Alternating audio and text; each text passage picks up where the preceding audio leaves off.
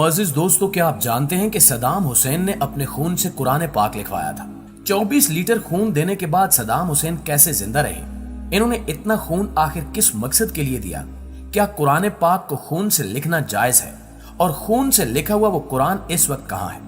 आज की वीडियो में हम इन तमाम सवालात पर बहस करेंगे, इसलिए वीडियो को शुरू से लेकर आखिर तक जरूर देखिएगा।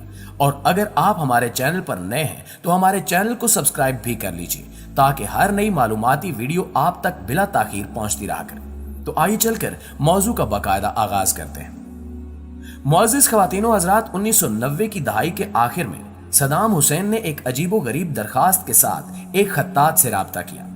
उनकी ख्वाहिश थी कि वो कुरान की एक ऐसी कापी तैयार करवाएं जिसमें स्याही की जगह इनका खून इस्तेमाल किया जाए। इस कहानी के मुताबिक 2 साल के अरसे तक हर हफ्ते सद्दाम हुसैन पूरे शौक और जज्बे के साथ एक मखसूस नर्स के पास जाते, जिसका काम महज ये था कि वो सद्दाम हुसैन के बाजू से खून निकाल कर इसे जमा करती जाती, और जब कुरान लिखने का आगाज हो तो वो नर्स इस खून को माहिरीन के हवाले करते। इसी दौरान सद्दाम हुसैन अपना तिब्बी मुआयना भी करवाते रहे, ताकि इन्हें सेहत का कोई मसला दरपेश ना हो। सदाम हुसैन के करीबी लोगों के मुताबिक इस दौरान सदाम हुसैन अपनी खुराक पर बहुत ज्यादा तवज्जो दिया करते थे। वो कुछ ऐसा खाते थे जिससे इनके खून में इजाफा हो जाता था, और इनकी इस खुराक का इल्म आज तक किसी को नहीं हो सका। मगर इस काम पर उठने वाले इखराजात के साथ साथ दीगर बहुत सी तफसीलात भी मुतनाज़ हैं। बारहा सामने आने वाले दावों के मुताबिक इस कुरान के 605 सफ़ात यानी 114 सूरतें लिखने के लिए सदाम हुसैन का 24 लीटर खून इस्तेमाल हुआ। अमेरिकी जॉर्ज टाउन यूनिवर्सिटी में सेंटर फॉर कंटेम्प्रेरी और अरब स्टडीज के डायरेक्टर जोसेफ सासून कहते हैं कि इस कुरान की तकमील के बाद इसे बड़ी धूमधाम के साथ सदाम हुसैन को पेश किया गया। सासून सदाम हुसैन पर लिखी जाने वाली एक किताब के मुसन्निफ भी हैं। अमेरिका में कैलिफोर्निया के नेवल ग्रेजुएट स्कूल में सियासी हिकमत अमली के प्रोफेसर सैमुअल हेलफोर्ड का कहना है कि सद्दाम को इस पर फख्र था। उन्होंने अपने खून से लिखे गए कुरान पाक के साथ बहुत सी तस्वीर भी बनवाई थी। कुछ लोगों का ख्याल है कि इन्होंने ऐसा इसलिए किया क्योंकि वो उस दौर में अपनी जात को दरपेश मसाइल का सामना कर रहे थे, और इन्हें हर वक्त ये अंदेशा लाक रहता कि या तो इनकी हुकूमत का खात्मा हो जाएगा या फिर कोई इन्हें जान से मार डालेगा। इसलिए वो कोई ऐसा काम करना चाहते थे जिससे इन पर खतरात के बादल छट जाएं और वो दिली सुकून हासिल कर सके। दोस्तों, बाज माहिरीन का ख्याल है कि वो ऐसा इसलिए भी करना चाहते थे क्योंकि वो सितंबर 1996 के हमले में अपने बेटे अदी सताम के बच जाने पर खुदा के शुक्रगुजार थे, और अपने खून से कुरान पाक लिखवाकर वो अल्लाह ताला का शुक्र अदा करना चाहते थे।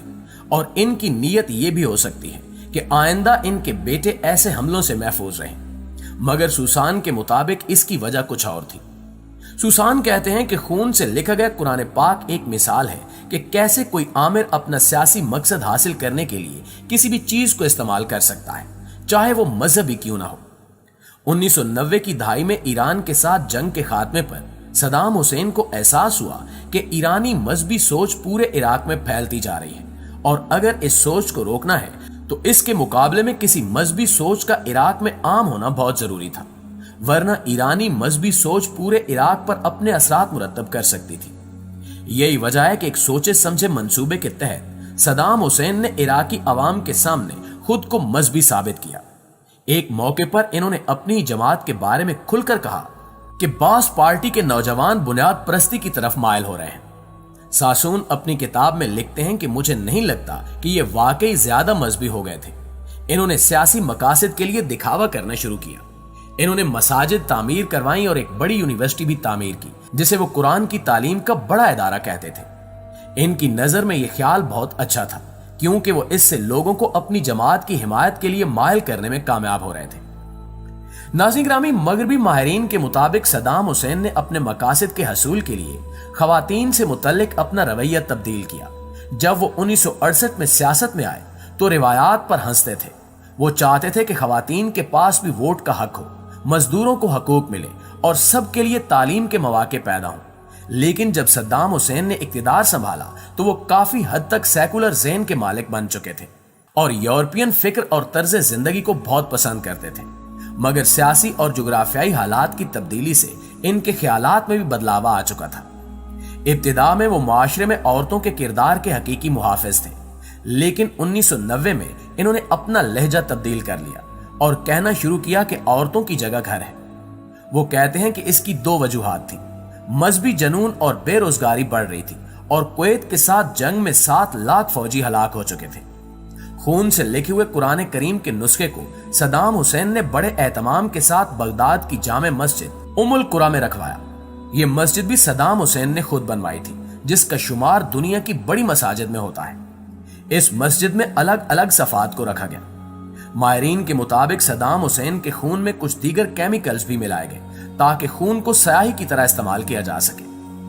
عراق میں امریکی قبضے کے بعد اس قرآن کو بھی حکومتی تحویل میں لے لیا گیا۔ اگرچہ قرآن کو اسی مسجد میں رہنے دیا گیا، مگر کسی کو بھی اس کی اجازت نہیں دی گئی کہ وہ صدام حسین کے خون سے لکھے گئے قرآن پاک کو دیکھ سکے۔ ایک مضبوط شیشے کے اندر قرآن کے صفحات کو رکھ دیا گیا، جسے لاک کر دیا گیا، اور اس کی 3 چابیاں ہیں جو مختلف مقامات پر رکھی گئی ہیں۔ کسی صحافی یا سیاح کو بھی اس قرآن کریم کی زیارت کی اجازت نہیں دی جاتی، اور اس سلسلے میں میڈیا میں بے چینی پائی جاتی ہے کہ آخر لوگوں کو خون سے لکھے ہوئے اس قرآن سے کیوں دور رکھا جاتا ہے۔ وہ یہ سوال کرتے ہیں کہ کچھ ایسا غیر معمولی ضرور ہے جسے چھپایا جا رہا ہے۔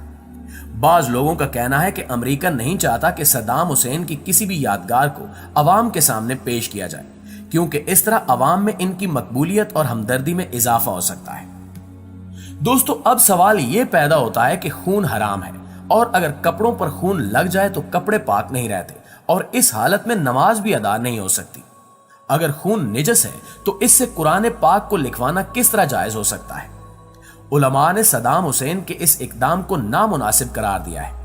انہوں نے واضح کیا کہ خون ایک ناپاک چیز ہے۔ ناپاک چیز سے قرآن کا لکھنا کسی طرح سے جائز نہیں۔ وضو کے بغیر قرآن پاک کو چھونے تک کی اجازت نہیں ہے، اس لیے یہ کیسے ہو سکتا ہے کہ کوئی اپنے خون سے قرآن کو لکھوائے؟ اس لیے صدام حسین کے اس عمل کو علماء نے تنقید کا نشانہ بنایا۔ مزید یہ کہ دور نبی صلی اللہ علیہ وآلہ وسلم سے لے کر صحابہ کرام اور اسلامی عہد میں ایسی کوئی مثال نہیں ملتی کہ کسی نے اپنے خون سے قرآن جیسی مقدس ترین کتاب کو لکھوایا ہو۔ صدام حسین کی جو بھی نیت ہو، اللہ اسے بہتر جانتا ہے، مگر ہم بطور مسلمان ایسے عمل کو درست قرار نہیں دے سکتے۔